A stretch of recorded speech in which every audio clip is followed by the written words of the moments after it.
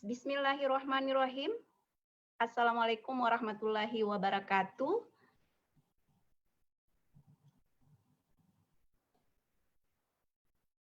Halo.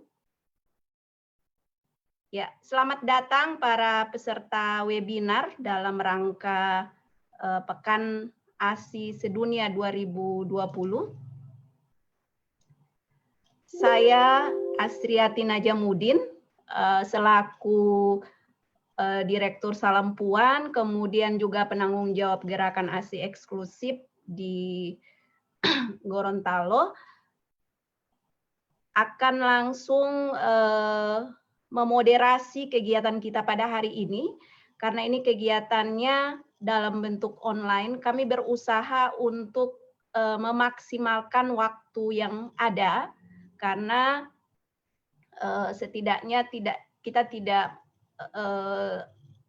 melakukan agenda formalitas sebagaimana kalau ada kegiatan-kegiatan dalam offline. Kita akan langsung pada inti kegiatan pada hari ini. Baiklah, alhamdulillah. Sebelum saya lanjutkan, saya ingin mengetahui dulu apakah suara saya kedengaran dengan jelas.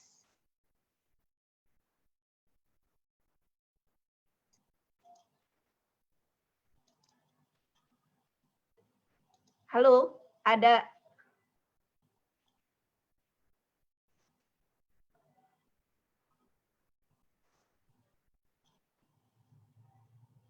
Iya, cek suara.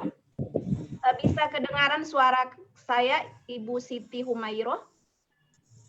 Iya, kedengaran jelas. Kedengaran suara. Oke, sip. Iya. Baik, sudah hadir bersama kita Ibu dokter dari jauh ini ya, bukan di Gorontalo. Alhamdulillah di tengah kesibukan beliau berkesempatan untuk membersamai kita. Sebelumnya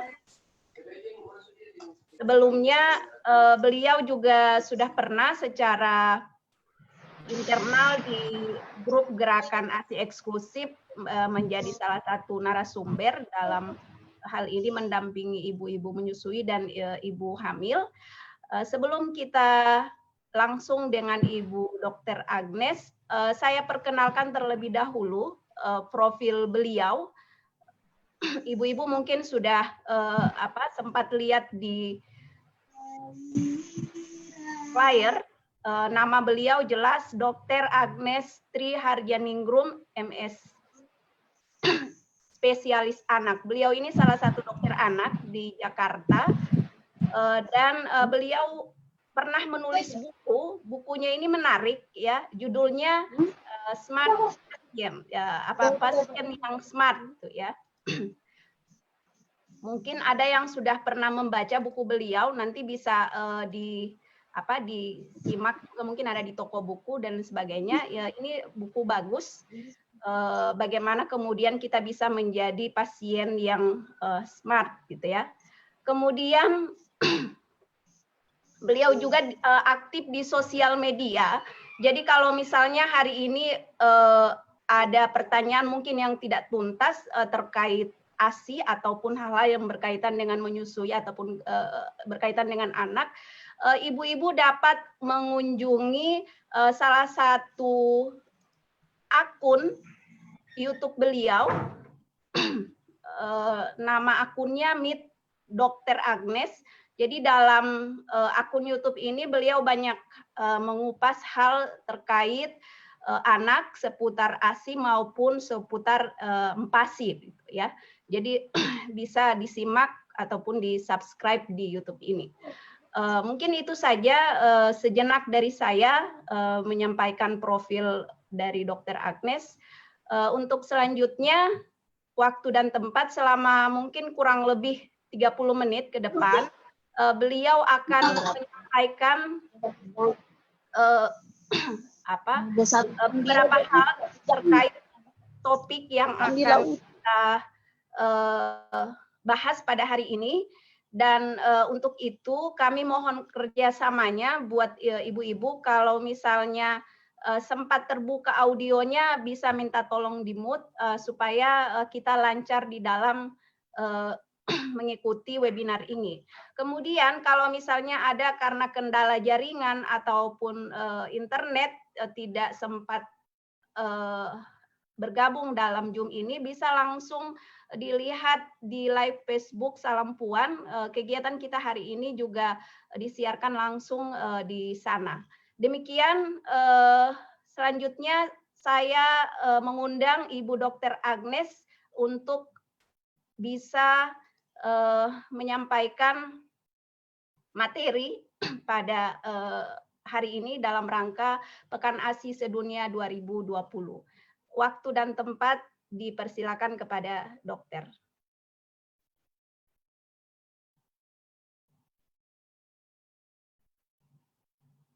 Sebentar.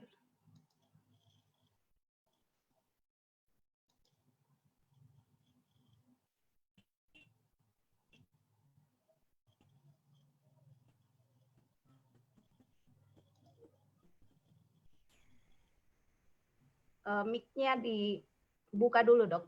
Masih tertutup mic-nya. Oke. Oke, iya Dok, sudah. Assalamualaikum warahmatullahi wabarakatuh. Waalaikumsalam. Suara saya jelas ya? Jelas, Dok, jelas. Oke.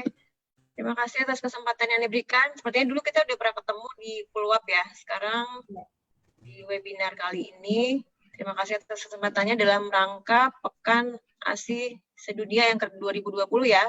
Kali ini saya coba sharing yang berhubungan dengan ASI, yaitu saya coba screen langsung ya Mbak ya? Iya, silakan Dok.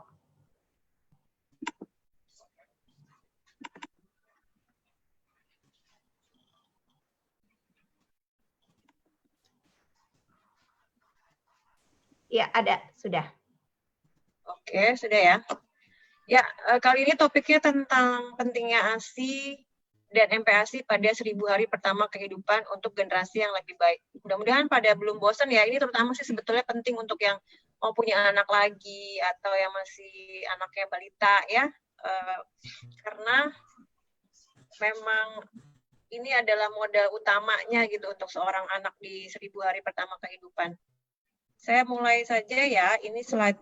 Ini agendanya yang akan dibicarakan. Sebentar, saya lihat dulu waktunya.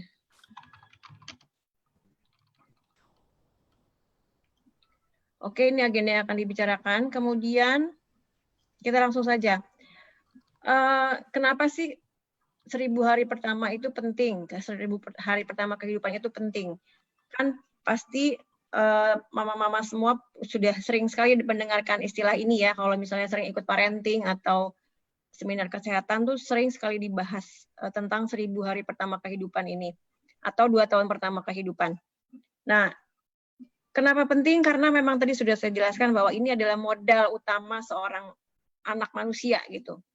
Mungkin sebagai sebagai trigger kenapa kita perlu mengulang lagi dan membahas ini, karena tentu saja kita sebagai orang tua ingin mempunyai anak yang dengan generasi yang lebih baik kan, yang pintar-pintar, yang sehat gitu kan.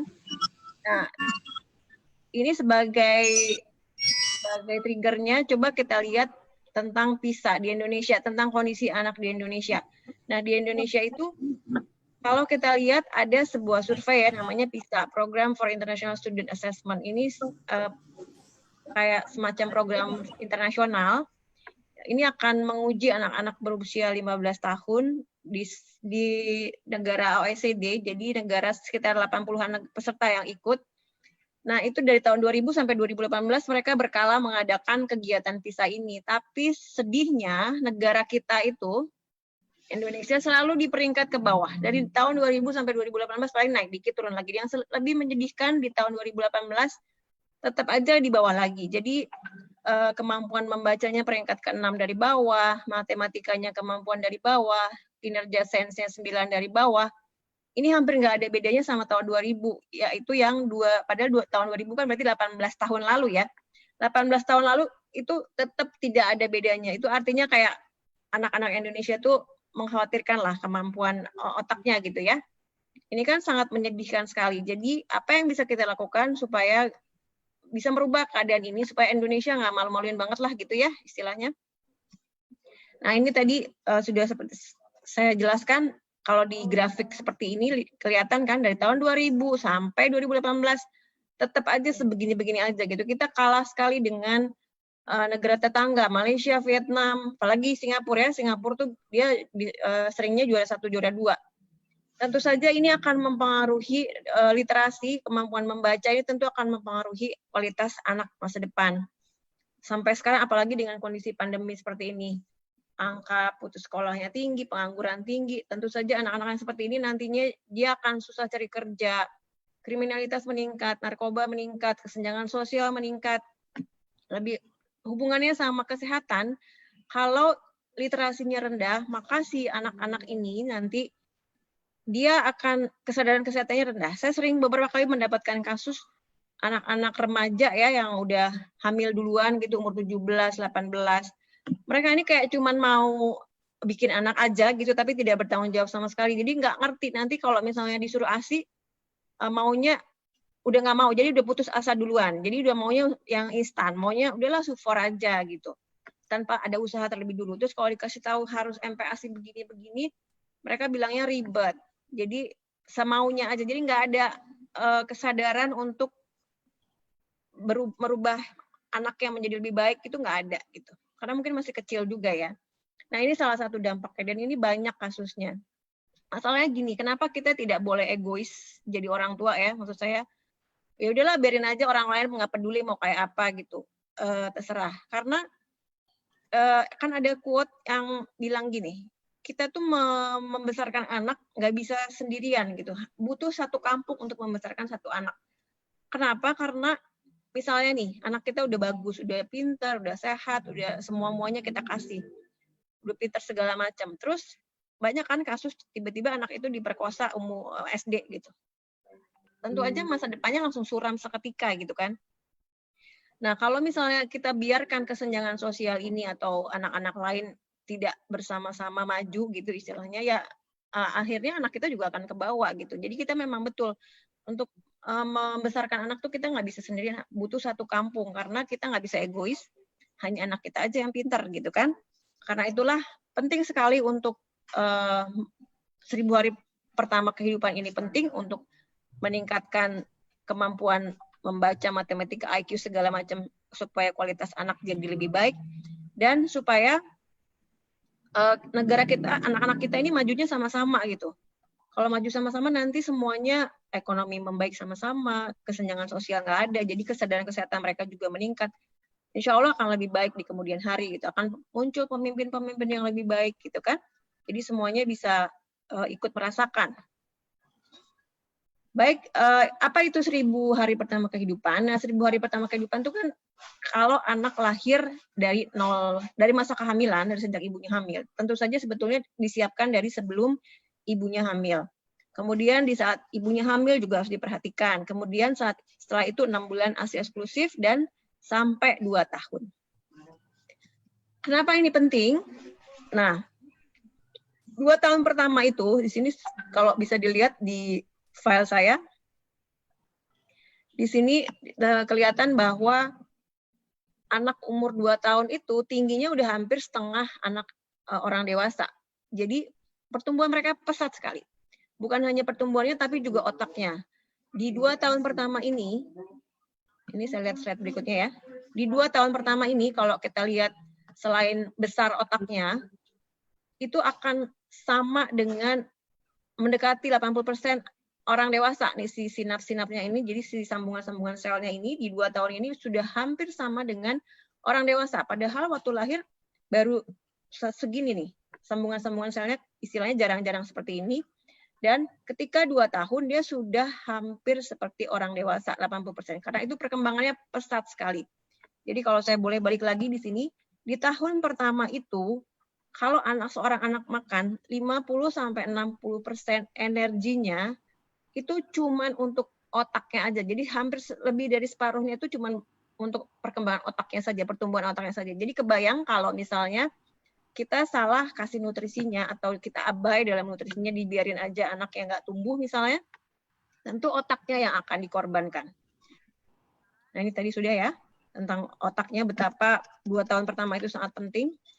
Kemudian ini hanya menunjukkan bahwa yang tadi sama. Jadi 2 tahun pertama itu, ini kalau dilihat grafiknya dari 0 sampai 1 tahun dan 2 tahun ya, di sini adalah sedang pesat-pesatnya dia berkembang sensoris, bahasa, kognitif, semuanya berkembang pesat-pesatnya. Kemudian nanti stimulasi tentu juga penting, bukan hanya nutrisi. Setelah anaknya dikasih nutrisi yang baik, stimulasi yang baik, dia istilahnya si sel-sel sarafnya ini akan semakin kuat ikatannya, sambungan-sambungannya. Kemudian nanti yang dipertahankan hanyalah yang kuat-kuat ini. Kalau enggak dia rontok. Makanya dia turun di sini kurvanya. Nah, ini hanya menunjukkan betapa kalau kita abai sama masalah nutrisinya, otak inilah yang terutama berdampak. Di sini kelihatan bahwa dari hasil CT scan ya, kalau anak normal seperti ini, kemudian anak kalau malnutrisi dia mengkeret istilahnya, kemudian juga anak normal nih, sambungan-sambungan si sel sarafnya ini banyak, sementara kalau anak yang otaknya bermasalah atau mengalami gangguan malnutrisi, sambungan sel sarafnya ini jarang gitu. Jadi dia membuat anaknya nanti nggak kreatif. Jadi kalau dikasih persoalan dia nggak bisa memecahkan gitu. Beda sama anak yang sambungan sarafnya banyak, dia bisa berpikir berbagai cara supaya memecahkan satu masalah. Ini yang anak-anak seperti ini kan yang dibutuhkan untuk nantinya bisa berkualitas, bisa memecahkan masalah negara istilahnya gitu ya. Nah jadi kenapa begitu penting? Karena memang dampaknya itu irreversible atau nggak bisa balik lagi. Misalnya nih anak mengalami stunting di usia 10 bulan. Mungkin belum 2 tahun, masih bisa diperbaikin kalau sebelum 2 tahun. Tapi perbaikin pun tidak seperti kalau dia mengalami nutrisinya baik. Misalnya IQ-nya harusnya 120, ya paling-paling hanya bisa jadi 100, diperbaikin jadi 110 gitu. Kan sayang ya, misalnya dia harus bisa jadi profesor, mungkin nanti hanya jadi misalnya tukang sapu-sapu jalan atau apa, bukan berarti semua pekerjaannya tidak baik ya, tapi kan kalau misalnya dia bisa lebih baik lagi, dia bisa akan menghasilkan uang yang lebih banyak, pekerjaannya lebih dipakai oleh banyak orang seperti itu. Jadi dampaknya ini bukan hanya jangka pendek dia kelihatan malnutrisi, tapi jangka panjangnya juga akan banyak gitu. Nanti kita bahas. Nah, jadi bagaimana supaya anak itu, supaya kita tahu bahwa hati-hati bahwa ini anak mengalami malnutrisi nggak nih di 2 tahun pertama, ini penting sekali kita memantau pertumbuhannya. Mungkin ibu-ibu sekalian pasti tahu lah ya, KMS, ada namanya Kartu Menuju Sehat di buku KIA. Ini kursornya, ya ini. Nah, ini adalah alat yang paling sederhana untuk memantau di setiap posyandu ini ada kan. Nah, kalau misalnya seperti kasus ini, kasus nyata ya, ini ketika pandemi nih, anak ini nggak dibawa ke rumah sakit. Jadi ini misalnya dia beratnya 2.700, kemudian sudah melewati garis batas bawah ini merah, tapi dia dibiarkan saja. Akhirnya anak ini 10 bulan mengalami stunting, gizi buruk. Ini sungguh menyedihkan. Nah, ini hal seperti ini yang kita harus cegah gitu. Jangan sampai ini terjadi, karena kalau udah kayak seperti ini, istilahnya udah mengalami awalnya mengalami fail to thrive atau gagal tumbuh atau weight filtering, kemudian dibiarin, akhirnya inilah yang menjadi masalah, anaknya jadi stunting. Jadi ketika kita tahu bahwa dia sudah di garis kuning nih, tidak seharusnya atau tidak naik selama 2 kali, harusnya kita sudah intervensi supaya tidak terjadi hal yang seperti ini. Kalau terjadi hal seperti ini, ya ini yang dikorbankan tadi seperti saya bilang, otaknya yang dikorbankan. Mungkin belum 2 tahun, jadi masih bisa diperbaikin. Alhamdulillahnya udah ketahuan ya, tapi ya tentu saja tidak akan seoptimal ketika anak ini bisa tumbuhnya bagus di grafik yang hijau ini gitu. Jadi weight filtering atau gagal tumbuh inilah yang harus kita cegah. Jangan sampai menuju stunting. Kalau stunting udah kasep ya, udah kelewatan istilahnya. Kalau ada pertumbuhan yang tidak normal aja kita harus intervensi itu. Jadi dia bukan sebuah diagnosis tapi sebuah deskripsi terhadap pertumbuhan, tapi inilah yang paling banyak menyebabkan malnutrisi. Tapi sebetulnya malnutrisi itu bukan hanya gizi kurang ya, tapi juga kalau dia kelebihan. Ini juga bahaya. Kita harus hati-hati juga kalau anaknya kegemukan. Bukan hanya, makanya yang warna-warna kuning ini artinya warning. Bukan hanya di yang bawah, tapi yang atas juga kita harus hati-hati karena kegemukan juga menimbulkan masalah sendiri buat anak. Nah, ini cara mencegahnya tadi. Kalau gampangnya kita bisa pakai KMS yang ada di buku KIA, seperti tadi yang sudah saya jelaskan, atau pakai aplikasi Primaku. Untuk yang belum punya aplikasi Primaku bisa download. Dan di sini lebih lengkap dan lebih gampang, tinggal masukin data berat badan, tinggi badan, lingkar kepala, nanti kelihatan di situ ada sarannya status gizinya apa, status gizi normal, perawakan normal, itu yang target kita. Kalau misalnya sudah ada dibilang status gizinya kurang atau apalagi gizi buruk, segera bawa ke dokter. Apa kegemukan atau kelebihan? Nah, itu harus hati-hati. Konsultasi aja, bawa ke dokter anaknya. Pokoknya intinya jangan sampai keburu stunting, tapi ketika sudah mengalami gagal tumbuh atau ada kenaikan 2 bulan nggak naik aja atau di bawah standar, kalau bisa segera dikonsultasikan. Nah, apa jadinya kalau anak itu stunting? Saya bahas dulu sekilas tentang stunting ya. Jadi untuk mengingatkan kembali, stunting itu adalah pendek, tapi pendek bukan semua pendek berarti stunting, itu bisa dibedakan. Stunting itu adalah perawakan pendek akibat kekurangan gizi, kuncinya itu ya, akibat kekurangan gizi dan dalam waktu yang lama. Jadi berbulan-bulan dibiarkan gitu. Dia turun-turun, tadinya awalnya nggak naik 2 bulan, terus habis itu turun berat badannya, habis itu jadi pendek anaknya. Nah, itu biasanya prosesnya seperti itu. Itu yang kemudian disebut stunting. Karena tidak semua pendek itu stunting. Buktinya Pak Habibie, dia kan jenius, tapi beliau juga pendek, tapi bukan stunting. Ada stunting, ada pendek yang disebabkan oleh keturunan atau misalnya juga penyakit lain seperti misalnya hipotiroid atau rickettsia karena kurang vitamin D, itu juga bikin anak-anak jadi pendek. Jadi harus dibedakan ya. Yang dimaksud di sini yang berbahaya adalah stunting yang karena kekurangan gizi yang lama.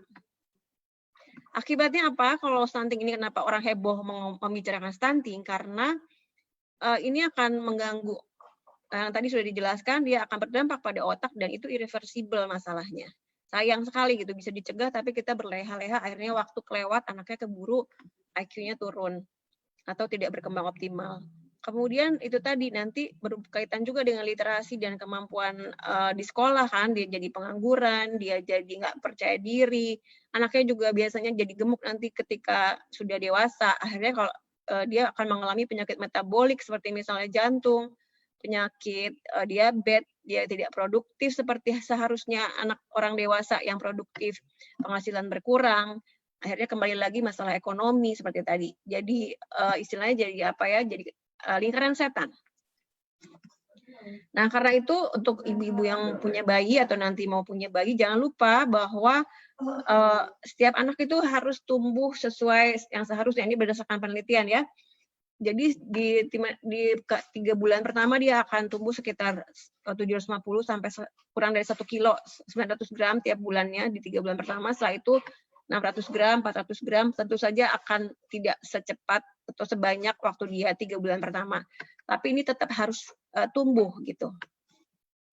Nah, jadi mengingat hal yang tadi, jadi WHO dan para ahli sudah membuat guideline, aturan bahwa untuk menciptakan anak-anak yang berkualitas ini, yang sehat, yang makannya bagus, otaknya juga berkembang dengan baik, ikutilah ikutilah alur yang seharusnya. Jadi awalnya dia lahir harus diberi apa sampai nanti 2 tahun.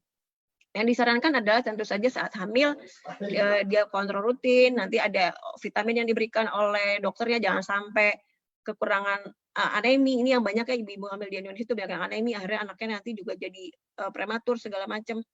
Itu juga berbahaya. Nah, kalau diikutin kehamilannya udah bagus, kemudian saat lahir disarankan sekali untuk melakukan IMD atau imunisasi menyusui dini di jam pertama karena manfaatnya juga banyak, nanti kita bahas ya. Kemudian 6 bulan pertama ASI eksklusif sampai 2 tahun, tetapi jangan lupa di 6 bulan ini ada MPASI karena ASI sudah tidak cukup lagi. Nanti di 1 tahun harus diberi makanan keluarga. Ini sebetulnya hal ini sudah seperti fitrahnya yang dikasih Allah ya. Karena nggak mungkin, Allah juga udah atur gitu, nggak mungkin anak dikasih ASI terus seumur hidupnya kan. Jadi Allah juga sudah bikin bahwa ASI itu cuma sampai 6 bulan yang full. Nanti kemudian dia akan belajar makan. Ini grafik ini sudah disesuaikan dari para peneliti, ini tentu sudah disesuaikan dengan ciptaan Allah, maksudnya sudah dilihat anak tuh seperti apa pertumbuhannya, akhirnya dibuat kesimpulan seperti ini loh seharusnya gitu. Nah, ini tadi untuk inisiasi menyusui dini. Mengapa penting? Karena sudah terbukti dalam penelitian bahwa anak-anak yang mendapatkan inisiasi menyusui dini di jam pertama itu bondingnya akan lebih kuat sama ibunya, sehingga nanti dia angka ASI eksklusifnya meningkat karena bondingnya lebih kuat, dia sudah bisa menghisap dengan baik. Jadi dia most likely dia akan mendapatkan ASI eksklusif 6 bulan gitu biasanya. Kemudian karena di kolostrum ini juga banyak sekali zat-zat yang bergizi, ada imunoglobulin, dia akan membuat imunitas anak lebih baik, akan menurunkan angka diare dan infeksi. Kemudian kalau untuk bayi-bayi yang baru lahir ini terbukti sekitar 20-30% anak yang mendapatkan IMD, dia mencegah kematian dan menurunkan angka kesakitan sekitar 20-30%. Jadi manfaatnya banyak sekali IMD ini. Nah, kemudian mungkin mama sekalian juga udah pada tahu ya, kan ASI itu pokoknya luar biasa sekali, manfaatnya, kandungannya juga udah luar biasa sekali. Ini kalau misalnya untuk yang meragukan kekuasaan Allah, ini kita bisa lihat dari ASI gitu, betapa sempurnanya si ASI itu. Jadi kalau dibandingkan dengan susu formula, lihat di sini ada susu formula itu kayak istilahnya nggak ada apa-apanya lah gitu ya. Dia kan berusaha untuk selalu menambahkan zat yang sesuai dengan ASI, tapi sampai sekarang belum bisa gitu, belum ada yang bisa menciptakan susu formula yang persis seperti ASI, itu belum bisa. ASI itu mengandung sel darah putih di dalamnya yang bisa melawan kuman, ada growth faktornya, hormon pertumbuhan, ada imunoglobulin, ada hormon, vitamin, dan yang bahkan untuk yang utama aja nih, yang garis biru bawah kan, yang utama ada air, protein, lemak, dan karbohidrat. Ini aja udah beda gitu. Si formula ini nggak bisa menandingin gitu. Jadi kalau untuk protein misalnya, protein di dalam ASI itu kan protein ada dua ya, ada whey protein sama kasein. Nah, protein ASI itu lebih banyak whey-nya, itu yang membuat penyerapannya lebih mudah untuk anak, untuk ASI, dalam ASI. Sementara protein di susu formula ini dia mengandung lebih banyak kasein, dia nggak bisa membuat lebih banyak whey-nya seperti di ASI, itu dia nggak bisa. Akhirnya makanya banyak yang bermasalah dengan kalau dikasih susu formula, kan ada yang alergi lah, ada yang intoleransi laktosa lah, segala macam. Karena untuk anak-anak ASI ini, ASI itu sangat mudah diserap. Jadi ini adalah ciptaan Allah yang luar biasa, yang sebisa mungkin kalau ibu punya nggak ada masalah, tolonglah untuk pakai ASI. Tentu saja ada ibu-ibu yang nggak bisa ASI, kalau udah berusaha maksimal ya nggak apa-apa ya. Tapi saya sering menemukan kasus yang tadi saya bilang, bahwa anak-anak remaja, dia hamil di luar nikah, atau masih muda sekali, nggak ngerti, literasi rendah, akhirnya maunya yang instan gitu, nggak mau berusaha lebih untuk memakai si ASI ini. Itu sangat disayangkan.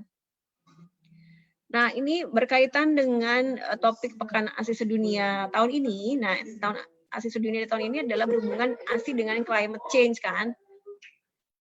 Berhubungan dengan climate change kan. Jadi anak-anak milenial ini, Gen Z kan, mereka sangat peduli terhadap lingkungan. Makanya kita lihat kelebihan ASI untuk lingkungan itu apa. Ini saya bahas sedikit. Jadi dengan kalau kita ASI tentu saja manfaatnya sangat banyak kan. Jadi ibu-ibu akan bisa irit, terutama apalagi saat pandemi ya.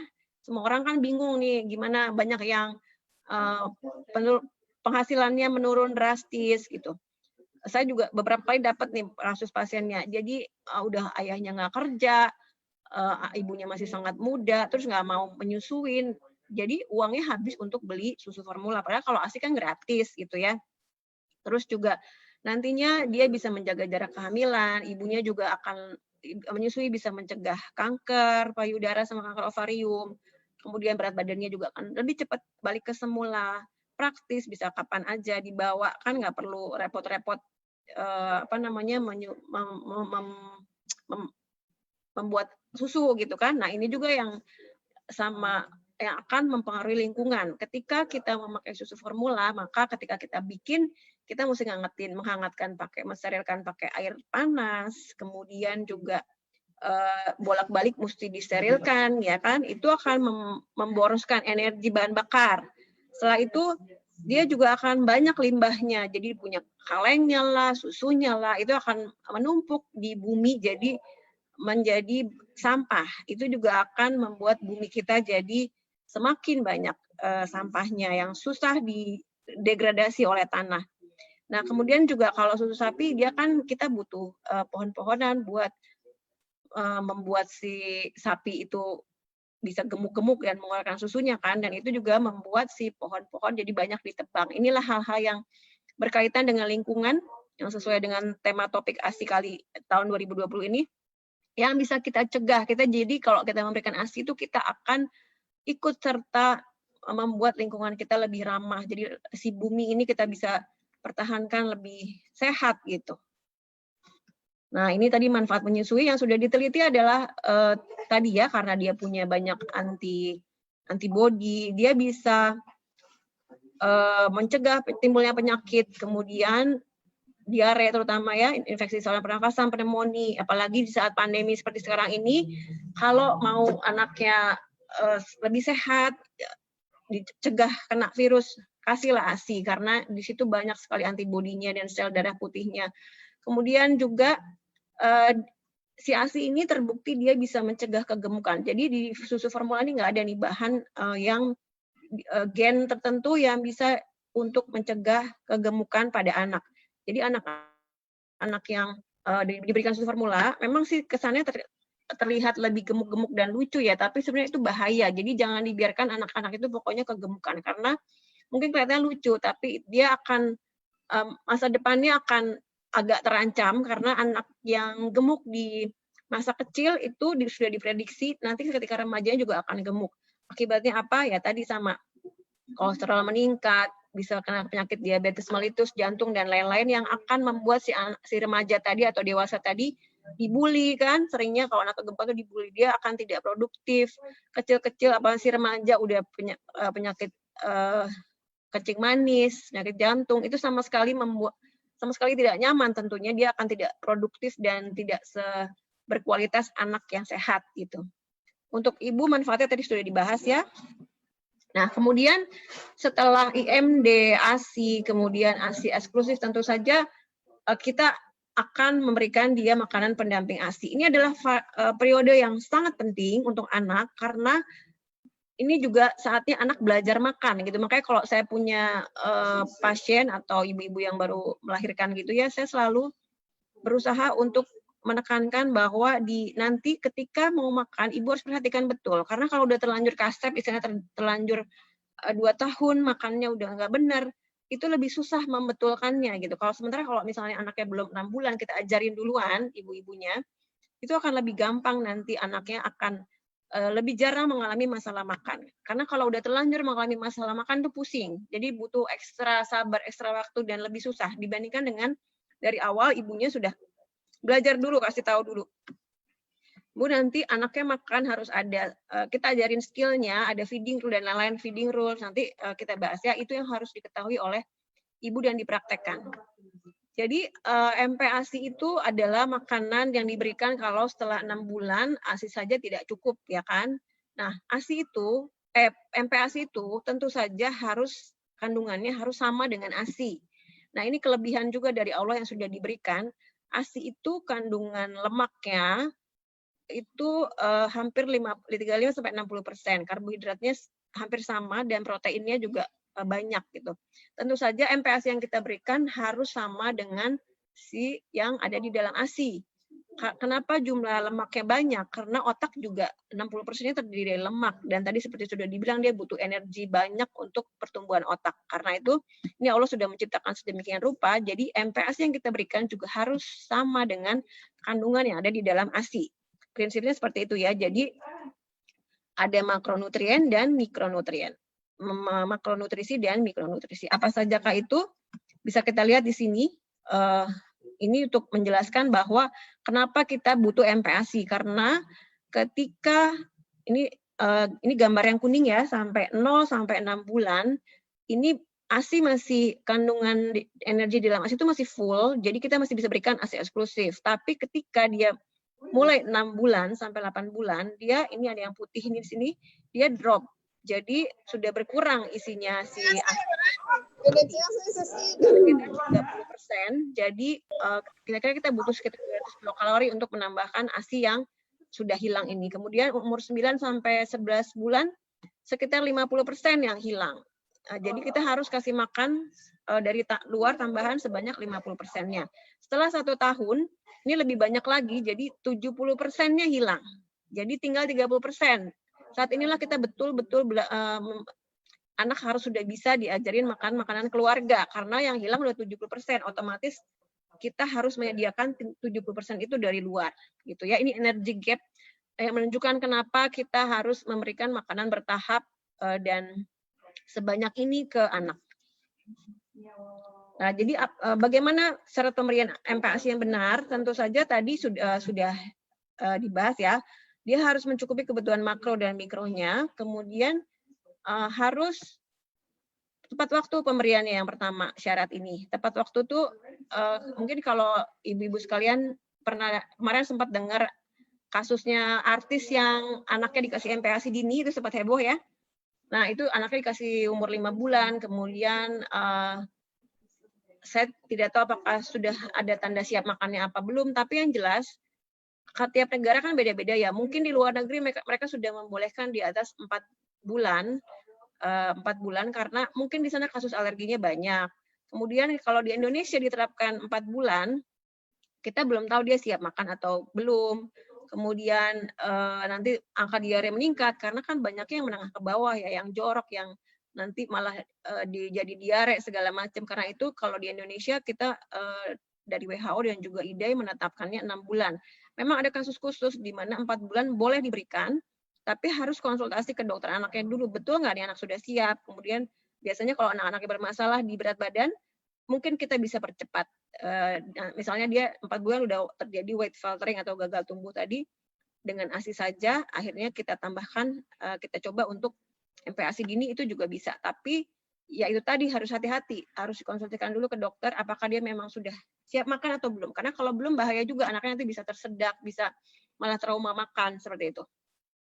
Kemudian yang kedua adekuat. Jadi adekuat itu cukup ya, baik kualitas maupun kuantitas. Mungkin di kesempatan kali ini saya akan lebih banyak membahas yang nomor 2, karena kalau yang lain-lain bisa dibahas, waktunya bisa 1 jam sendiri masing-masing ya. Kemudian harus aman tuh bersih, kemudian harus tahu berapa lama dia hanya boleh di udara luar, karena kalau nggak bisa diare anaknya. Kemudian juga properly feed atau responsive feeding, ini juga penting, ini tadi yang saya bilang, ibu-ibu yang kalau di 6 bulan awal-awal sudah menerapkan responsive feeding, nanti anaknya enak nih, ke depannya dia lebih jarang mengalami masalah makan. Kenapa ini penting? Kenapa MPASI itu diberikan dengan benar? Karena sudah ada penelitiannya menunjukkan bahwa 2/3 kematian balita itu berhubungan dengan praktek pemberian makan yang salah di tahun pertama, atau karena ketidaktahuan ibunya. Bisa karena kemiskinan juga ya, ibunya nggak ngasih. Tapi sekarang kan sudah banyak yang bantuan dari puskesmas. Tapi yang sering terjadi juga adalah karena ibunya tidak tahu bagaimana cara memberikan MPASI yang benar. Nah, ini yang bahaya ya, hanya sekedar karena ketidaktahuan. Nah, kemudian ini tadi kandungan yang adekuat itu seperti apa? Secara kualitas, tadi sudah saya sebutkan ya, dia harus mengandung karbohidrat, protein terutama hewani, lemak, karena tadi kandungan ASI itu kan banyak lemaknya ya, jadi beda sama orang dewasa. Jangan samakan dengan orang dewasa karena anak itu berbeda. Lemaknya bisa apa saja, boleh minyak, santan, margarin, dan buah sama sayur jangan lupa, walaupun memang bukan yang utama di 2 tahun pertama, tapi tetap harus diperkenalkan karena kalau tidak nanti anak akan menolak makan buah dan sayur, dan ini juga banyak mikronutriennya di buah dan sayur sehingga tetap harus diberikan. Kemudian ASI juga tetap diberikan sampai 2 tahun, tapi disesuaikan, jadi dikurangin sesuai dengan tadi yang sudah ada di grafik ya. Jadi kalau misalnya anak di atas 1 tahun yang utama adalah ASI, ini juga salah, tentunya nanti anak nggak mau makan yang lain, cuman maunya ASI aja gitu. Lalu kemudian ibu-ibu kan sering bilang menu 4 bintang ya, yang sering diomongkan, ini anak saya udah dikasih 4 bintang kok. Nah, sebetulnya itu agak rancu 4 bintang, itu sebetulnya dari Kemenkes untuk orang dewasa. Jadi kalau pada anak sih sebetulnya tidak disarankan memakai istilah itu, karena jadi rancu. Jadi di situ nanti tidak diketahui berapa porsi untuk sayurannya, nanti sayuran lebih banyak daripada yang lain, dan lemak juga tidak ditambahkan. Kalau ibu-ibu sekarang istilahnya bilang ini kuadran ya, MPASI 4 kuadran, tapi sebetulnya intinya ini yang dibutuhkan oleh dalam MPASI, makronutrien dan mikronutrien itu harus ada ini gitu, karena inilah yang sama dengan terkandung di dalam ASI. Kemudian tadi kalau kita bahas karbohidrat, nah anak itu butuh MPASI itu butuh karbohidrat sekitar 50-60% dari total energi. Jadi apa aja karbohidrat itu, mungkin semua udah tahu, saya hanya mengingatkan kembali. Jadi kalau misalnya anak orang Indonesia terutama nih mereka sering bilangnya anak saya nggak mau makan nasi dok, gitu. Padahal karbohidrat itu tidak cuma nasi, itu yang sering dilupakan gitu. Jadi dianggap anaknya belum makan, terus dipaksa makan makanan yang lain. Padahal karbohidrat itu tidak cuma nasi, bisa jagung, bisa makaroni, bisa roti, bisa kentang. Walaupun memang di awal-awal MPASI kita mesti lebih hati-hati untuk memberikan karbohidrat yang kayak beras merah atau kentang atau yang terlalu berserat tinggi. Ini di awal MPASI memang tidak disarankan, takutnya anaknya sembelit. Tapi setelah itu, setelah misalnya 7 bulan atau 6 bulan setengah setelah dia bisa tidak sembelit, boleh diberikan karbohidrat apa saja. Prinsipnya pemberian MPASI ini harus nggak usah ribet, berikan apa aja yang ada di sekitar kita gitu. Nggak usah pengen gaya-gayaan salmon misalnya. Ini protein ya. Nah, sumber protein itu kan ada hewani, ada nabati. Yang disarankan adalah hewani. Kenapa? Karena dia ini mengandung asam amino esensial yang lebih lengkap dibandingkan dengan nabati. Walaupun bukan berarti nabati tidak boleh, tapi harus tetap dikenalkan. Cuman sarannya lebih tiap hari harus selalu ada protein hewaninya gitu. Protein nabati ditambahkan boleh, tapi protein hewani harus tetap ada karena dia ini yang bikin anaknya jadi tinggi dan pintar. Walaupun semua juga berpengaruh ya, tapi ini yang sering dilupakan. Jadi jangan lupa protein hewaninya harus ada setiap hari. Tidak harus yang mahal, tidak harus daging setiap hari atau ikan, seafood setiap hari. Telur aja kalau nggak ada telur kan masih terjangkau ya. Daripada bapaknya, saya juga sering nih dapat kasus bapaknya ngerokok, anaknya cuma nggak dikasih apa-apa, cuma nasi sama Indomie aja tiap hari atau nasi sama sayur aja tiap hari karena uangnya dipakai buat beli rokok bapaknya. Itu kan kalau seperti itu mengkhawatirkan sekali ya. Padahal rokoknya bisa dibelikan telur misalnya supaya anaknya dapat protein. Atau misalnya ibu-ibu yang modern yang lebih menengah ke atas tuh kalau itu seringnya dibelikannya salmon dan apalah daging yang high class gitu yang mahal-mahal gitu ya. Padahal di Indonesia itu kita kaya akan ikan dan ikan kembung atau tongkol itu lebih banyak DHA-nya daripada ikan salmon. Jadi intinya apa yang ada di sekitar kita boleh dipakai. Nggak usah cari yang susah-susah gitu ya. Nah, ini kebutuhan proteinnya ini sih terlalu detail ya, tapi intinya saya hanya mau menunjukkan bahwa untuk anak 6-8 bulan itu dia butuh protein 30-60 gram per hari, itu sekitar 1 potong sedang. Nah, 1 potong sedang tuh seperti inilah kira-kira. Jadi ini proteinnya 1 potong sedang tuh sekitar segini ya, 1 potong sedang, kemudian 1 butir telur, ikan. Nah, itu untuk jadi untuk seharian maksudnya, untuk seharian kira-kira butuh segitu gitu. Tapi untuk anak di atas 1-3 tahun tadi dia butuhnya sekitar 3 kali lipatnya. Jadi sekali makan kalau anak di atas 1-3 tahun sekali makan 1 potong. Kalau untuk 6-8 bulan 1 potong untuk bisa 3 kali makan. Kira-kira seperti itu ya. Tapi kan tiap anak lain-lain, jadi ini gambaran umum saja. Kemudian lemak. Nah, ini juga yang kadang sering dilupakan. Lemak itu penting untuk anak. Oh, maaf, saya lupa tadi. Ada yang satu yang saya ingatkan juga, bahwa walaupun protein penting, tapi juga jangan kebanyakan. Karena kalau kebanyakan bisa menyebabkan kegemukan. Ini juga bahaya tersendiri yang jarang diobrolkan, jarang diungkapkan, tapi ini juga penting. Jadi nggak boleh kelebihan, nggak boleh kekurangan. Ya. Nah, ini tadi balik ke lemak. Jadi lemak itu penting untuk saat perkembangan otak, pertumbuhan otaknya itu dia butuh lemak. Karena otak sendiri juga dia lemaknya tuh banyak, sekitar 60% dia lemak di otak kita. Jadi untuk perkembangannya, untuk pertumbuhannya, si lemak ini sangat dibutuhkan. Selain untuk pertumbuhan otak, dia juga bisa menambahkan rasa yang enak ke MPASI-nya. Kan dia gurih kan kalau lemak itu. Terus dia bisa menambahkan kalori dengan banyak. Jadi ini sangat membantu. Jadi kalau misalnya, tapi sekali lagi juga tidak boleh kebanyakan ya, karena bisa kegemukan. Jadi kalau cukup 1-2 sendok teh sehari. Kalau misalnya menunya sudah digoreng, ya nggak usah tambahkan minyak. Tapi kalau misalnya menunya rebus-rebus, boleh ditambahkan minyak atau santan. Minyaknya boleh apa saja, nggak harus yang Evo atau yang mahal-mahal. Yang ada aja di rumah juga nggak masalah. Nah, ini juga yang sering dilupakan adalah zat besi. Nah, zat besi ini, kalau kita lihat grafiknya di sini, ini saya juga ambil dari WHO ya, di dalam ASI memang udah sedikit gitu. Di dalam ASI itu si zat besi itu memang sudah sedikit, tapi cadangan di tubuh anak 6 bulan pertama itu masih banyak zat besinya di tubuh anak. Tapi ketika umur 6 bulan sampai 8 bulan, 6 bulan sampai 2 tahun, cadangan di dalam tubuh anak tuh habis, karena itu kita mesti tambahkan dari luar gitu. Makanya kenapa kita selalu bilang zat besi itu penting karena memang di 6 bulan tuh udah hilang. Jadi nanti HB-nya bisa turun-turun terus, ada yang bisa jadi 6, 8, bahkan 5 perlu transfusi, kan repot ya jadinya.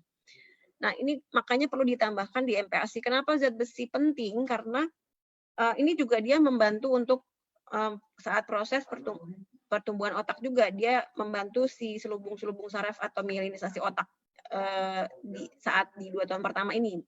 Mungkin orang akan bilang, alah ngapain sih orang zaman dulu aja nggak ribet tapi baik-baik aja gitu ya. Nah itulah bedanya gitu. Kita mau anak generasi yang lebih baik atau enggak gitu. Mungkin orang yang zaman dulu sebetulnya kalau dia zat besinya diperhatikan atau proteinnya diperhatikan, pintar gitu. Dibandingkan dengan kalau dia dulu dicuekin sama ibunya, maksudnya ibunya nggak peduli dia makan apa gitu. Dibandingkan sama kita yang lebih memperhatikan ini, insya Allah mudah-mudahan akan lebih menghasilkan anak-anak yang cerdas dan generasi yang lebih baik. Nah ini sebagai contoh aja ya, bahwa kenapa WHO itu atau para ahli membuat MPASI terfortifikasi, karena masalahnya ada di zat besi. Zat besinya kan butuhnya banyak nih, sehari kita kira butuhnya 11 mg sehari. Nah itu sama dengan sepotong daging yang segede gini gitu ya. Anak mulutnya segini, dikasih daging sebesar ini, tentu kan nggak mungkin kan, atau 3 potong hati ayam, ini kebutuhan sehari kalau mau dari makanan. Karena itu kalau saya sih menyarankannya mix antara homemade sama MPASI terfortifikasi. Kita dapat bantuan zat besinya dari si MPASI terfortifikasi ini gitu. Karena kandungannya memang kita harus perlu banyak sekali untuk masukin ke tubuh anak untuk mendapatkan si 11 mg per hari. Karena itu salah satu solusinya adalah dengan memberikan MPASI terfortifikasi. Tapi memang masing-masing punya kelebihan dan kekurangan. Karena itu saya selalu sarankan untuk mix, karena homemade juga ada kekurangannya, yaitu tadi zat besinya kurang. MPASI terfortifikasi kekurangannya dia rasanya kurang variasi, itu aja kan, dan kurang fresh juga. Tentu anak harus belajar dikasih makanan yang fresh gitu. Nah, panduan MPASI-nya mungkin juga udah pada tahu ya. Ini jadi anak umur 6 sampai 8 bulan kira-kira butuh awalnya, kalau awal MPASI kita berikan 2-3 sendok dulu, kemudian naik bertahap kira-kira sekitar setengah mangkok karena kebutuhannya tadi hanya 200 kilokalori sehari. Kemudian anak 9 sampai 11 bulan mungkin butuh 125 sampai 200, dinaikkan bertahap. Intinya perhatikan teksturnya harus naik bertahap. 10 bulan belum bisa naik tekstur itu udah warning. Kita harus evaluasi ada apa nih. Dia harusnya udah bisa naik tekstur. Frekuensi juga tadi kan harus adekuat ya, harus cukup. Cukupnya bukan hanya kualitas, tapi juga kuantitasnya. Frekuensinya harus cukup. Targetnya adalah 3-4 kali sehari tergantung anaknya. Karena ada anak yang cuma bisa masuk kecil, mungkin frekuensinya lebih sering. Nanti pada akhirnya setelah 12 bulan, ini yang anak harus punya skill makan yang baik. Jadi dia harus bisa makan makanan keluarga dengan jadwal yang sudah ditentukan. Anak tuh perlu jadwal, anak tuh perlu dikasih feeding rule, karena kalau dia punya kebiasaan atau habit atau ritual yang baik, dia akan lebih nyaman, lebih tenang, lebih bahagia hidupnya gitu. Dia akan tahu kapan dia jam makan, jam kenyang, jadi nggak berantakan gitu hidupnya. Karena itu perlu kenapa feeding rule, tapi feeding rule perlu bahasan sendiri juga ya. Nah ini tips praktisnya intinya gini, kalau memberikan ASI intinya. Jadi sekarang tidak dianjurkan lagi menunda jenis makanan. Jadi nggak ada lagi tuh yang menu tunggal atau menu misalnya telur di belakang nanti aja belakangan atau ikan belakangan, itu tidak disarankan lagi. Tapi diberikan semua boleh apa aja setiap hari, dikenalkan perlahan-lahan ya, mengenalkan anak satu makanan tuh bisa sampai 15 kali baru dia mau gitu. Tapi tidak disarankan ditunda karena justru penelitiannya menunjukkan kalau diberikan lebih dini anak nggak alergi gitu, untuk mencegah alergi justru. Kecuali kalau memang dia alergi berat, itu mungkin ada penundaan, tapi itu misalnya telurnya nanti belakangan, tapi itu biasanya dikonsultasikan ke dokter kalau memang alerginya sudah berat banget. Tapi pada umumnya boleh dikasihkan apa aja dengan dikenalkan bertahap. Kemudian tadi ya sudah dibuatkan jadwal yang teratur, makannya jam berapa, pagi jam 8 makannya, makan pagi, kemudian snacknya 2 kali sehari, ada aturannya, ada jadwalnya teratur. Yang paling sering lagi adalah, ini yang tadi saya bilang, kalau udah terlanjur susah. jangan paksa anak makan. Makan itu kan sebuah skill tadi seperti yang saya bilang, dan itu harus diajarkan dengan cara yang menyenangkan supaya dia nggak trauma dengan makan. Karena banyak sekali saya juga nerima kasus anak-anak yang karena makanya dikejar-kejar sama ibunya atau dimarahin sama ibunya, akhirnya dia trauma, dia nggak mau makan. Masalah makannya banyak, yang mengemut lah, yang picky lah, yang apalah itu banyak. Itu karena biasanya dari sejak awal ya itu tidak diterapkan feeding rule dan anaknya dipaksa untuk makan. Kemudian tadi responsive feeding ya, perhatikan tanda lapar dan kenyang. Jadi sebetulnya responsive feeding itu adalah anak itu orang tuanya yang memberikan makan, anak yang menentukan dia mau makannya sebesar apa gitu. Jadi kita yang ngasih jadwal, kita yang ngasih makannya apa aja, tapi anak yang menentukan dia mau makan sebanyak apa. Kita juga harus memberikan dengan penuh kasih sayang, tidak memaksa. Jadi kita tahu, oh dia udah lapar nih, nggak usah kita paksa lagi. Yang sering adalah orang tua memaksakan, nih kamu harus habis misalnya setengah mangkok, tapi anaknya sudah nggak mau, terus dipaksa-paksa harus habis. Nah itu yang sering jadi timbul masalah. Ini juga bahasannya luas ya, bisa satu topik sendiri. Nanti mungkin ditanya jawab bisa ditanyakan. Kemudian kebersihan tadi sudah saya jelaskan juga ya. Harus diperhatikan juga jangan sampai anaknya diare karena MPASI. Kemudian saya udah lebih dari 30 menit nih bicaranya. Jadi sudah sebagai kesimpulan 1000 hari pertama kehidupan itu sangat penting, dia periode emas, jangan sampai diabaikan karena nutrisinya dan juga stimulasinya juga sangat penting supaya kita bisa tidak terjadi malnutrisi atau baik kegemukan maupun kekurangan atau apalagi stunting, jangan sampai karena dampaknya luas ke depannya bisa jangka pendek dan jangka panjang, terutama yang kita khawatirkan adalah stunting dan juga masalah-masalah kesehatan lainnya. Jadi untuk supaya si anak ini bisa tumbuh sehat dan berkualitas, berikanlah IMD sejak lahir 1 jam pertama, kemudian ASI eksklusif 6 bulan, dan MPASI dengan cara yang benar. Karena kalau misalnya cara salah, nanti anaknya bisa mengalami malnutrisi juga. Supaya kita bisa menghasilkan generasi yang lebih baik.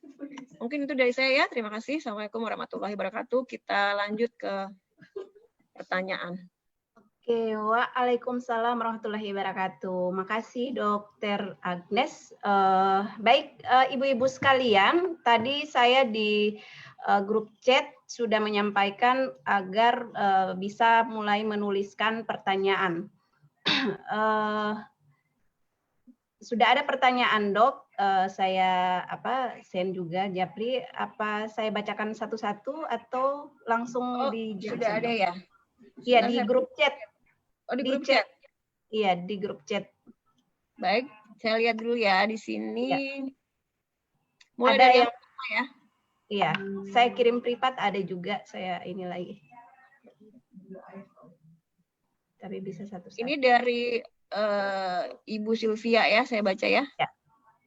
Apakah memberikan MPASI pada usia 5 bulan sudah boleh dilakukan? Anak saya laki-laki lahir dengan SC 35 minggu, berat 2480. Saat ini 6 kilo beratnya. Saat ini saya mencampur ASI dengan sulfur karena saya bekerja jadi keteteran ASI-nya. Gitu ya. Terima kasih Bu Sylvia untuk pertanyaannya. Nah, ini juga masalah ibu bekerja kadang ya. Jadi mungkin karena nggak bisa perah ya dengan kayak campur susu formula ya. Nah, apakah sudah boleh diberikan? Tadi yang sudah saya sempat singgung. Jadi kalau misalnya ini mesti diplot dulu. Tadi saya sudah jelaskan kan ini bayinya prematur ya Bu ya masuknya ya karena 35 minggu. Ini harus disesuaikan dengan usia koreksinya. Kalau 35 minggu berarti sekitar 1 bulan 1 minggu ketinggalan. Nah, nanti diplot dimasukkan ke Primaku atau KMS-nya. Jadi agak telat sebulan nih, sebulan 1 minggu. Nanti supaya kelihatan dia status gizinya apa nih.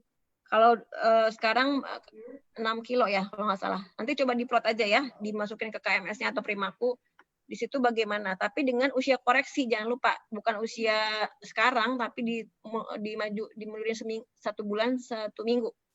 Karena kalau dimasukkan dengan usia sekarang, tentu akan tidak fair. Jadi dimasukkannya sesuai dengan usia koreksinya. Nah, nanti kelihatan tuh dia sudah masuknya gizinya apa, gizi kurang, gizi baik, atau gizi cukup. Kalau misalnya sudah gizi cukup, kita bisa lebih tenang. Apakah MPASI sudah boleh apa belum? Kalau 5 bulannya nih usia kronologis atau usia yang sekarang, berarti sebetulnya dia baru 4 bulan nih, 4 bulan kurang seminggu. Kemungkinan belum siap kalau saya saya nilai ya, maksudnya kalau dari usia kehamilannya nih 35 minggu. Jadi prinsipnya dia harus sudah bisa tegak kepalanya, udah bisa minta-minta makan kalau dikasih makan mau, terus kemudian sudah tidak ada refleks untuk menjulur-julurkan lidahnya lagi. Nah, kalau sudah siap makan, kemudian ternyata anaknya juga ada masalah dengan berat badan, boleh diberikan. Tapi kalau menurut saya ini belum ya, karena dia baru 4 bulan kurang seminggu kalau usia koreksinya. Mungkin lihat sebulan lagi. Mungkin itu ya jawabannya. Ya, lanjut. Untuk Ibu Sylvia. Kemudian yang dari Binti.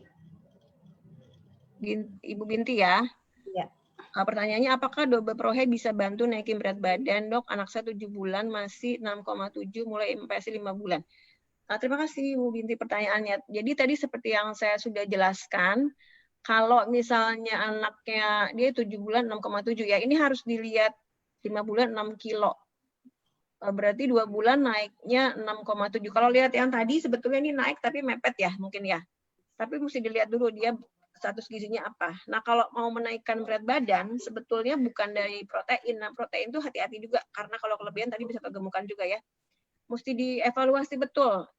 Ini kalau bisa sih mungkin ke dokter anaknya nanti dievaluasi. Jangan-jangan ada penyakit infeksi karena belum tentu dari makanan, dari salah nutrisi kan. Bisa jadi anaknya memang ada infeksi. Ini kan mesti dipastikan dulu. Anaknya ada infeksi apa enggak, atau ada anemia atau enggak, ada infeksi saluran kencing atau enggak. Ini juga bikin anak berat badannya enggak mau naik soalnya. Nah, kalau sudah infeksi tidak ada, kemudian kita lihat diperhatikan makanannya. Apakah sudah betul atau belum MPASI-nya. Yang sering biasanya belum diberikan adalah mungkin frekuensinya belum betul, atau tipe anaknya tipe yang makannya cuma bisa sedikit tapi dipaksa banyak, atau bisa juga belum dikasih lemak. Kalau memang masalahnya murni dari kesalahan pemberian MPASI masih bisa dibetulkan gitu, dari yaitu tadi dievaluasi frekuensinya udah betul apa belum, teksturnya udah betul apa belum, kemudian sudah dikasih lemak tambahan atau belum. Terus jumlahnya udah banyak apa, udah cukup apa belum gitu. Mungkin itu ya. Jadi tetap harus dilihat lagi ini yang pertama ada infeksi apa enggak gitu. Kemudian kalau memang murni karena masalah nutrisinya, makanannya, mesti dilihat lagi tuh selama ini udah dikasihnya apa aja. Kalau memang lemak belum, bisa ditambahkan lemak. Kalau misalnya proteinnya double, saya sih tidak menyarankan karena nanti ada efek sampingnya juga kalau terlalu banyak. Jadi lebih lihat lagi ke evaluasi apa penyebabnya, kemudian tetap diberikan sesuai dengan yang seharusnya proporsinya. Tadi kan karbohidrat 50-60%, kemudian proteinnya satu potong kalau 6 bulan, lemaknya juga. Nah, kalau misalnya memang masih belum juga, nah bisa ditambahkan densitas kalorinya nanti, bisa dari lemak, bisa dari karbohidratnya. Misalnya nanti dikasih alpukat sebagai snack seperti itu. Mungkin itu ya, jelas ya. Ya. Kemudian dari Ibu Larasati ya. Pada anak dengan berat badan hampir menunjukkan gizi buruk, bolehkah memberikan susu formula bersamaan dengan ASI, dan apakah berat badan itu berhubungan dengan faktor keturunan? Misalnya ayahnya kurus, anaknya juga bisa kurus. Oke, terima kasih buat pertanyaannya Ibu Larasati. Nah, ini itulah tadi yang saya sudah jelaskan pentingnya untuk melihatnya di dalam growth chart atau Primaku atau KMS tadi ya. Sebaiknya sih yang Primaku karena di situ lebih lengkap. Kalau yang KMS itu cuma hanya berat badan dengan usia, jadi dia tidak bisa memantau tingginya. Sementara kalau yang di Primaku nanti kelihatan tuh, dia misalnya kurus, apakah kurus pendek atau kurus normal, atau gizi buruk. Nah, kalau udah gizi buruk sih ini harus banget ke dokter anak ya, karena solusinya harus lengkap. Biasanya yang sering saya alamin tuh ada infeksi. Kalau gizi buruk dia ada infeksinya, dibetulin dulu.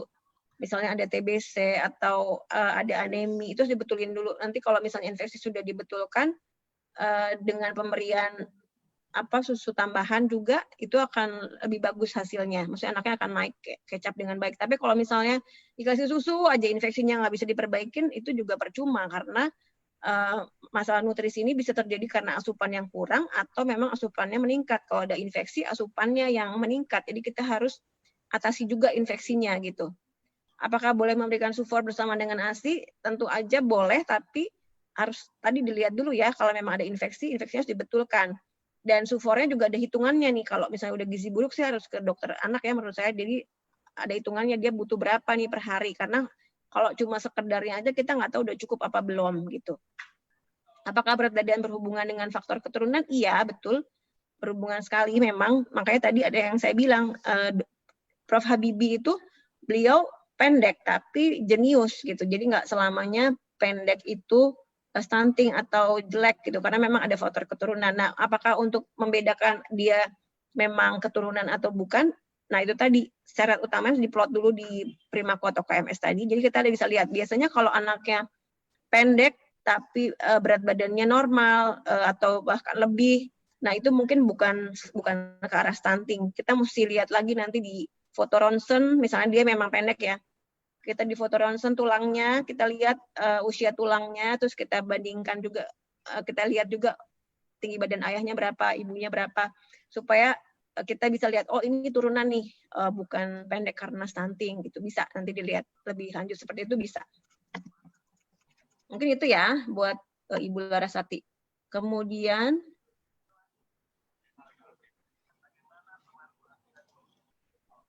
apakah boleh dari Ibu Sri Permata nih ya, apakah boleh membuat MPASI untuk porsi 2 hari disimpan di kulkas? Terima kasih pertanyaannya. Bu Sri ini teknis sekali ya dan banyak sekali memang ditanyakan. Sebetulnya boleh, jadi yang penting gini prinsipnya. Kalau kita udah buat MPASI, kan sering, apalagi Ibu bekerja ya, pasti butuh yang praktis-praktis.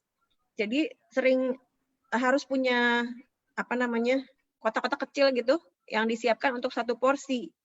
Jadi misalnya nih, yang paling penting adalah ketika habis masak, jangan dibiarkan lebih dari 2 jam di udara luar. Jadi setelah habis masak, tunggu dingin sebentar, setengah sampai 1 jam. Nah itu harus langsung dibagi per porsi. Dibagi per porsi, terus habis itu masukin ke kulkas. Kalau mau lama, misalnya untuk 1 bulan, asal kulkasnya 1 pintu, 2 pintu ya, dibedakan, itu bisa juga masukin ke freezer. Tapi kalau misalnya mau dipakai 2-3 hari ke depan, bisa dimasukkan ke kulkas yang bawah, itu bisa sampai 3 hari. Jadi yang paling penting, saat habis masak, pokoknya jangan kelamaan di udara luar, nggak boleh lebih dari 2 jam, karena setelah 2 jam itu dia kumannya tumbuh. Jadi harus segera dipak kecil-kecil, terus masukin kulkas, nah itu boleh dipakai lagi. Mau 1 bulan atau 3-4 hari juga boleh, tapi asal dimasukin ke freezer atau kulkas dan sudah dipak kecil-kecil, jadi ngambilnya gampang per porsi. Itu mungkin ya. Kemudian Ibu Kiki Rofita, untuk usia 6-8 bulan jika mau mix MPASI homemade dan MPASI fortifikasi, perbandingannya berapa? Nah ini terima kasih ya Bu Kiki pertanyaannya. Ini individual ya, karena setiap anak tuh nggak bisa disamakan. Kadang-kadang ada yang dia juga makannya hanya bisa sedikit. Kalau sedikit kan dia bisa 3-4 kali. Intinya setiap 2 jam itu kita kasih istirahat perutnya, jangan dikasih apa-apa dulu gitu.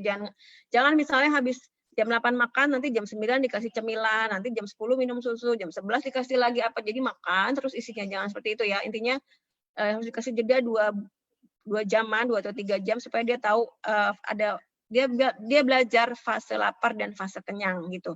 Jadi kalau misalnya mau di mix, misalnya nih pagi dikasih MPASI terfortifikasi, nanti biskuitnya jam snack siang buah atau diseling fortifikasi lagi. Yang siang boleh homemade, terus yang sore snacknya misalnya buah lagi, nanti yang malam tergantung anak ya, dia lebih suka yang mana, boleh homemade, boleh fortifikasi. Seperti itu maksud saya, jadi dalam setiap hari kalau bisa ada homemade terfortifikasinya, terus nanti ganti-gantian sama mix, sama homemade gitu maksud saya.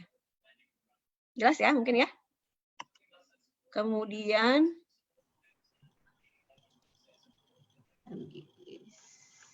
dari Ibu Andi Sandra. Iya. Untuk MPASI terfortifikasi, apakah boleh tetap dikasih LT apa ya?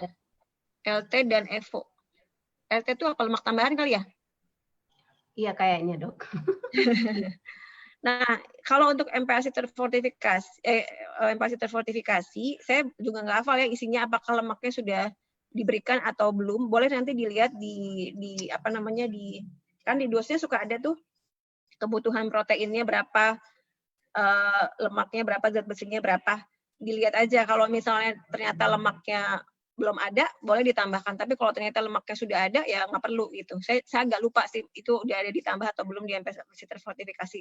Tapi yang jelas tujuan awal pembuatan MPASI terfortifikasi ini adalah untuk melengkapi si zat besi yang seringnya kurang di homemade gitu. Harusnya mungkin udah ada juga ya. Coba nanti dilihat lagi. Kemudian dari Ibu Anindya Irham, apa saja tanda alergi pada suatu makanan MPASI anak? Nah, untuk terima kasih pertanyaannya Bu Anindya. Kalau untuk alergi, yang paling sering adalah itu udah ada 8 jenis ya yang sudah diteliti, apa aja tuh yang sering membuat anak alergi. Yang paling sering adalah susu sapi tentu aja, dan itu harus ada, biasanya ibunya atau ayahnya juga mempunyai bakat alergi ya. Susu sapi tentu saja sering, kemudian kacang-kacangan, telur, coklat, stroberi atau buah-buahan ada yang tertentu, tapi yang paling sering ini seafood juga sering. Jadi telur, seafood, kacang-kacangan sama susu sapi ini yang paling sering. Kalau tanda-tandanya nanti dilihat, biasanya kalau anak yang sudah punya alergi susu sapi itu akan kelihatan sebelum dia 6 bulan. Biasanya anaknya nanti ada dermatitis atopi di pipi itu sering kan merah-merah itu, atau dia diare, atau dia ada berak darah, kemerahan di BAB-nya, tapi anaknya baik-baik aja, itu juga bisa. Kalau misalnya yang langsung, kalau misalnya anak setelah usia 6 bulan, biasanya yang sering adalah kalau nggak dia gatal, ruam merah habis makan telur, misalnya langsung merah, itu yang sering. Urtikaria istilahnya ya, merah-merah di gatal-gatal di badannya, atau jadi diare, itu juga sering. Pada anak sih biasanya itu. Yang lain-lain lagi memang ada gejala lain, tapi jarang. Atau bisa juga dia jadi batuk-batuk, kemudian jadi wheezing, bunyi ngik-ngik, itu juga bisa. Diperhatikan aja anaknya, biasanya kalau habis makan ini muncul nggak. Kalau enggak berarti aman, lanjutkan. Tapi kalau misalnya muncul alergi, di stop dulu, coba lagi bulan depan. Kalau emang parah ya, bisa dicoba 2 minggu sesudahnya atau sebulan sesudahnya. Kemudian dari Ibu Binti Mutidafur, 7 bulan mulai naik tekstur, tapi pupnya jadi susah kali gitu ya? Mengatasi sembelit. Oke. Nah, kalau misalnya naik tekstur, tapi dia jadi sembelit, kemungkinan dia belum siap. Bisa Ibu kasih lagi air lebih, supaya tidak terlalu kental lagi. Atau kalau udah 7 bulan, mungkin dia bisa diberikan lebih minum air putih, karena itu juga bisa mengurangi sembelit kalau dia kebutuhan cairannya lebih banyak. Jadi bisa dicoba anaknya dikasih pembelajaran untuk minum dari gelas, bisa sendok-sendok gelas, itu juga membuat sembelitnya berkurang biasanya. Atau perlu diperhatikan jangan-jangan dia kebanyakan sayur atau buah yang terlalu tinggi serat. Karena kalau anak beda sama orang dewasa ya, kalau anak bayi ini belum sempurna sih saluran pencernaannya, jadi kalau dikasih serat terlalu banyak, dia malah bisa jadi sembelit. Jadi coba dilihat lagi isi makanannya apa, jangan-jangan dia memang sudah terlalu banyak dikasih sayuran. Coba dikurangin sayurannya kalau memang dikasih terlalu banyak serat. Mungkin itu ya. Kemudian dari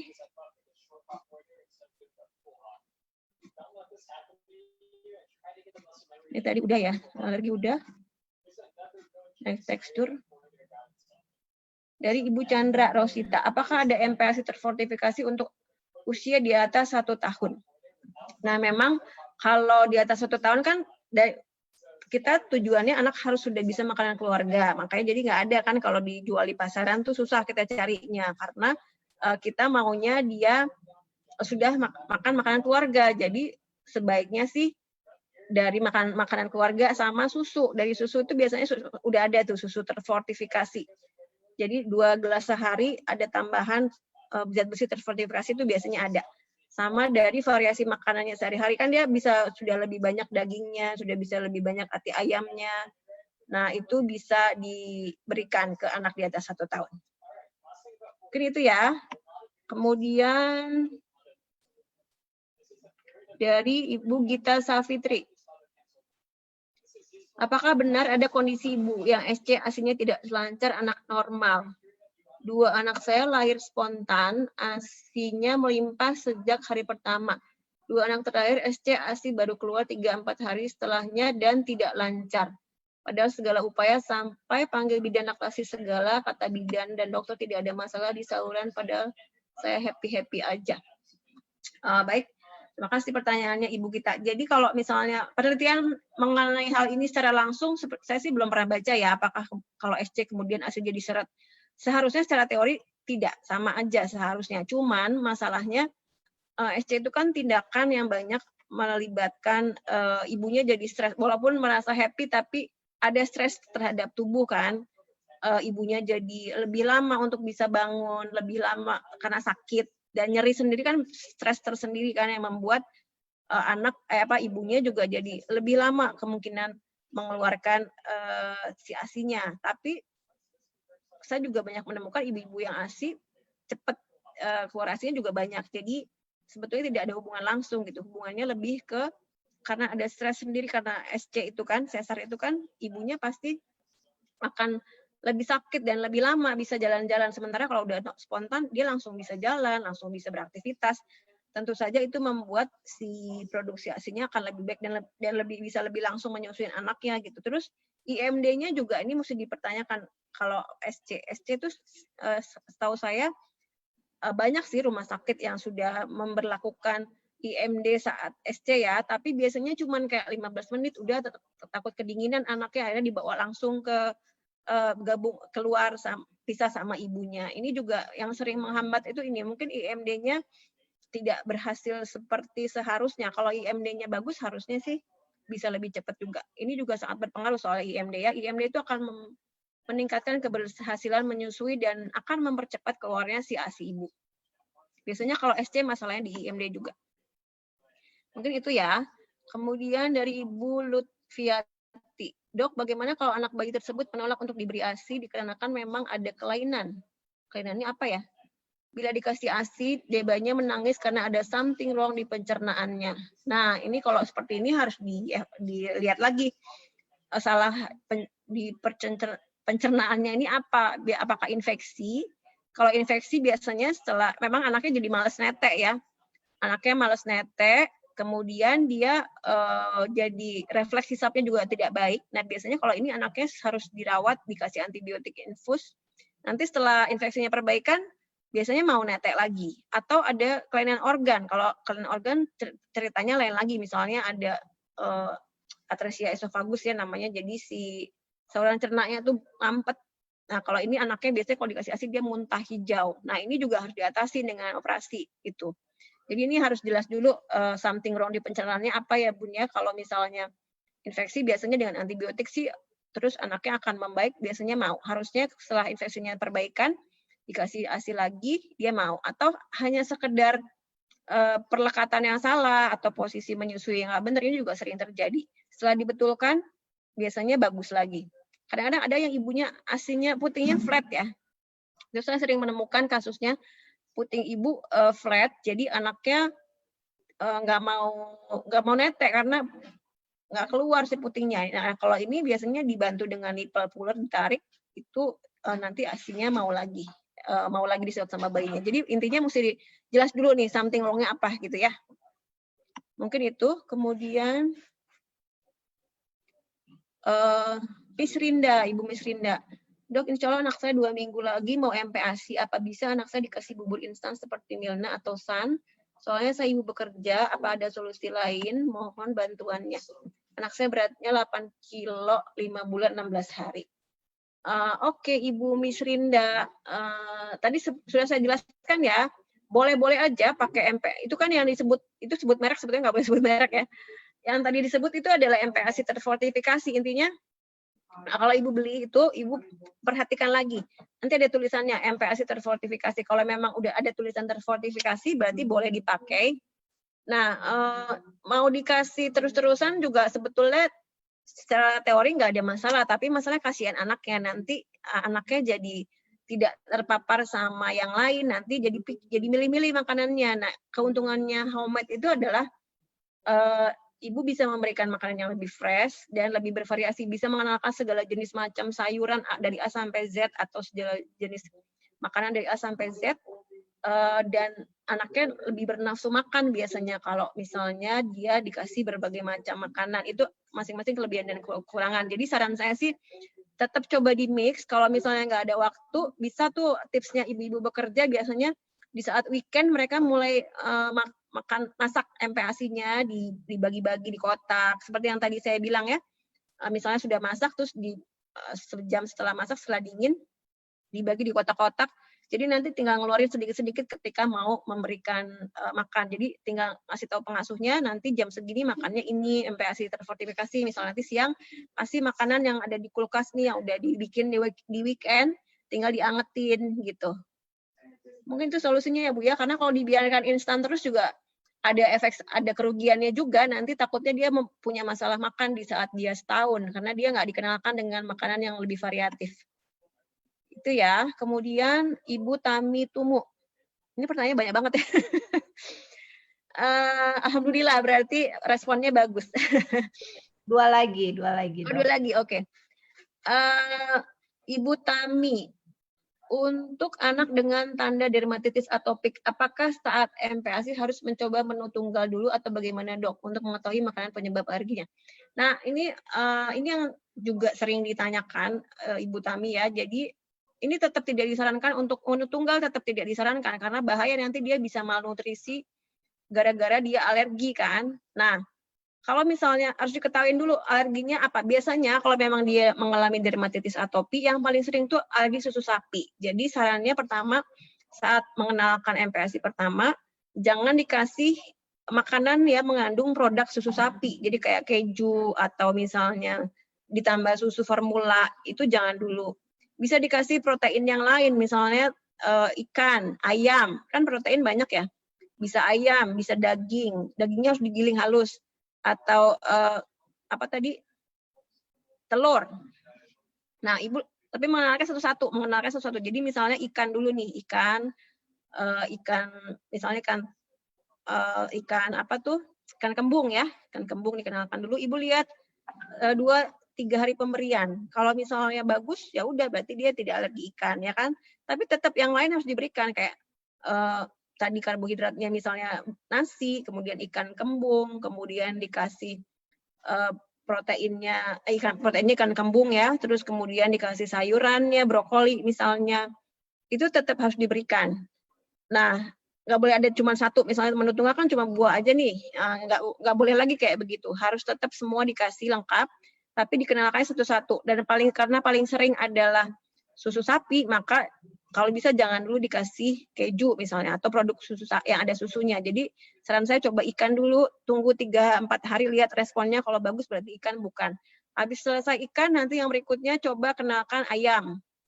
Ayam oke, berarti bukan. Terus telur. Nah, mungkin yang sering telur juga nih lihat. Kalau telur bagus atau telur alergi berarti telurnya tunda dulu, nanti berikutnya coba lagi 2 minggu atau sebulan kemudian. Kalau biasanya soalnya makin tinggi usia dia akan makin hilang alerginya. Tapi kalau dia dikenalkan, dipaparkan dengan si telur itu, nanti risiko alerginya akan lebih rendah gitu. Teorinya seperti itu.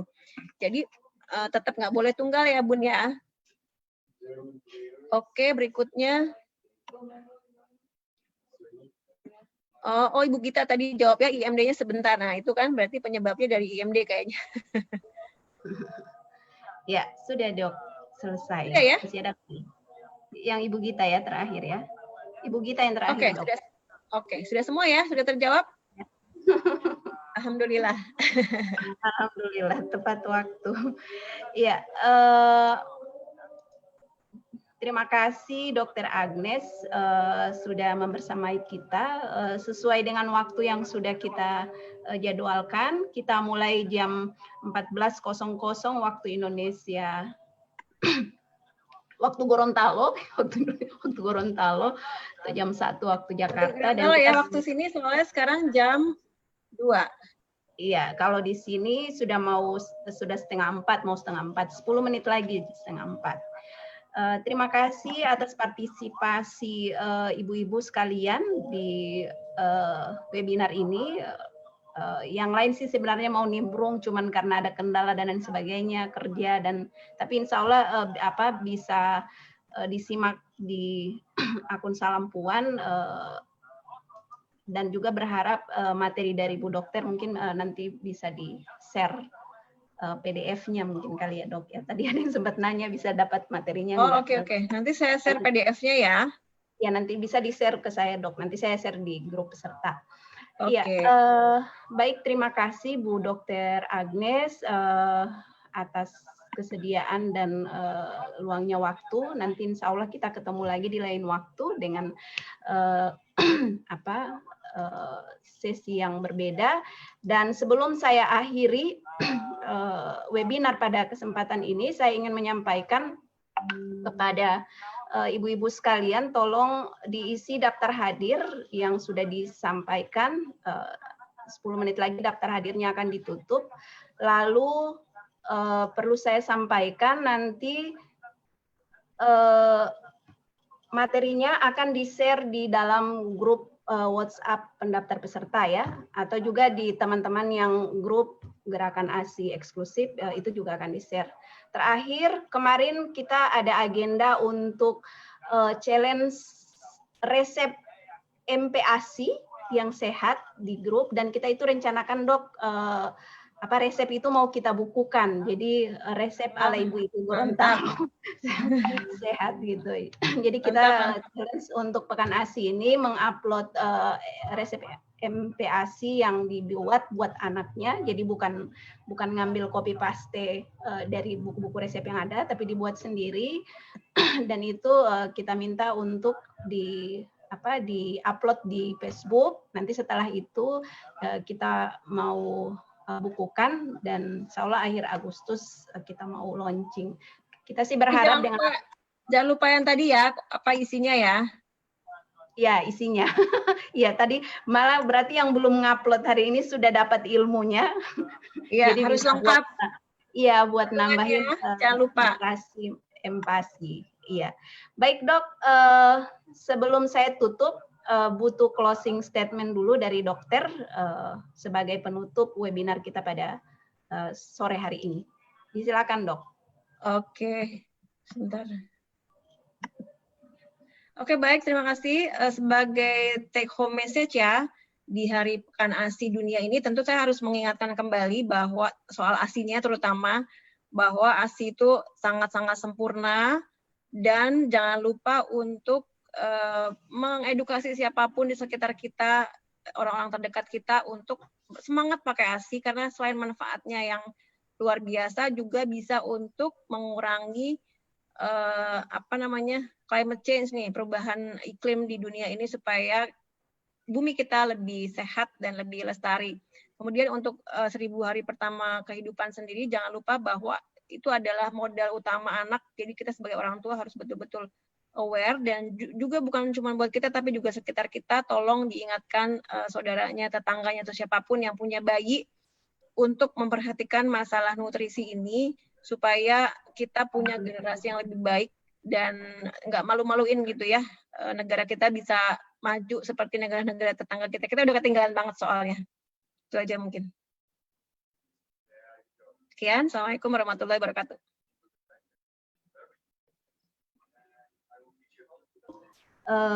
Terima kasih Dr. Agnes Trihajaningrum atas kalimat penutupnya, dan terima kasih juga kepada ibu-ibu hebat serta teman-teman tenaga kesehatan dari puskesmas yang sempat bergabung pada sore hari ini.